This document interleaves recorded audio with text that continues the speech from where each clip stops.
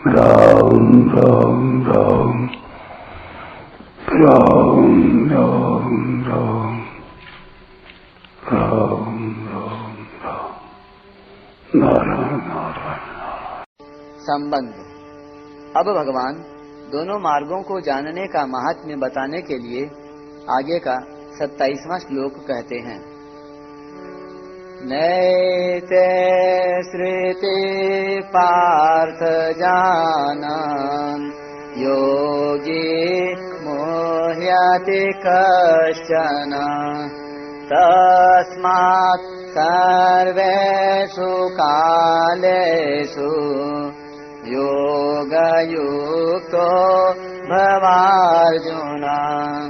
हे पृथानंदन, इन दोनों मार्गों को जानने वाला कोई भी योगी मोहित नहीं होता। अतः हे अर्जुन, तू सब समय में योग युक्त हो जा। व्याख्या। नैते श्रुति पार्थ जानन योगी मुह्यति कश्चन। शुक्ल मार्ग प्रकाशमय है और कृष्ण मार्ग अंधकारमय है। जिनके अंतःकरण में उत्पत्ति विनाशशील वस्तुओं का महत्व नहीं है और जिनके उद्देश्य ध्येय में प्रकाश स्वरूप ज्ञान स्वरूप परमात्मा ही हैं, ऐसे वे परमात्मा की तरफ चलने वाले साधक शुक्ल मार्गी हैं। अर्थात उनका मार्ग प्रकाशमय है। जो संसार में रचे पचे हैं और जिनका सांसारिक पदार्थों का संग्रह करना और उनसे सुख भोगना ही ध्येय होता है, ऐसे मनुष्य तो घोर अंधकार में हैं ही।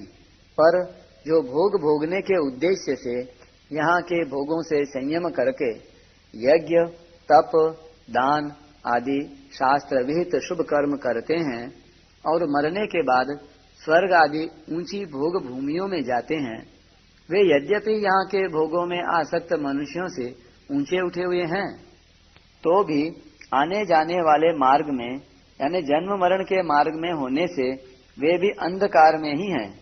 तात्पर्य है कि कृष्ण मार्ग वाले ऊंचे ऊंचे लोकों में जाने पर भी जन्म मरण के चक्कर में पड़े रहते हैं।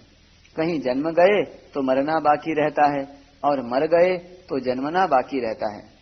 ऐसे जन्म मरण के चक्कर में पड़े हुए वे कोल्हू के बैल की तरह अनंत काल तक घूमते ही रहते हैं।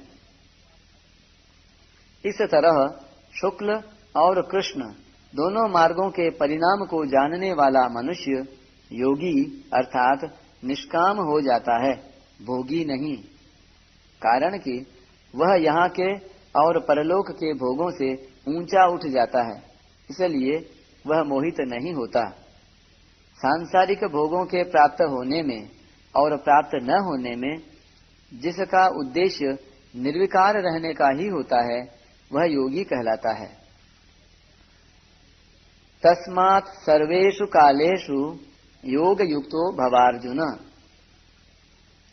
जिसका ऐसा दृढ़ निश्चय हो गया है कि मुझे तो केवल परमात्म तत्व की प्राप्ति ही करनी है, तो फिर कैसे ही देश काल परिस्थिति आदि के प्राप्त हो जाने पर भी वह विचलित नहीं होता। अर्थात उसकी जो साधना है वह किसी देश काल घटना परिस्थिति आदि के अधीन नहीं होती। उसका लक्ष्य परमात्मा की तरफ अटल रहने के कारण देश काल आदि का उस पर कोई असर नहीं पड़ता। अनुकूल प्रतिकूल देश काल परिस्थिति आदि में उसकी स्वाभाविक समता हो जाती है। इसलिए भगवान अर्जुन से कहते हैं कि तू सब समय में अर्थात अनुकूल प्रतिकूल परिस्थितियों के प्राप्त होने पर उनसे प्रभावित न होकर उनका सदुपयोग करते हुए योग युक्त हो जा। अनुकूल परिस्थिति के प्राप्त होने पर मात्र संसार की सेवा करते हुए और प्रतिकूल परिस्थिति के प्राप्त होने पर हृदय से अनुकूलता की इच्छा का त्याग करते हुए योग युक्त हो जा। अर्थात नित्य निरंतर समता में स्थित रह। परिशिष्ट भाव। कामना वाला मनुष्य ही मोहित होता है, अर्थात जन्म मरण में जाता है। शुक्ल और कृष्ण मार्ग को जानने वाला मनुष्य निष्काम हो जाता है, इसलिए वह जन्म मरण में नहीं जाता, अर्थात कृष्ण मार्ग को प्राप्त नहीं होता। इसी अध्याय के 7वें श्लोक में भगवान ने कहा, तस्मात् सर्वेषु कालेषु मामनुस्मर युध्य च। और यहाँ कहते हैं, तस्मात् सर्वेषु कालेषु योग युक्तो भवार्जुन। तात्पर्य है कि भगवत स्मरण करना अर्थात भगवान में लगना भी योग है, और समता में स्थित होना अर्थात संसार से हटना भी योग है। दोनों का परिणाम एक ही है।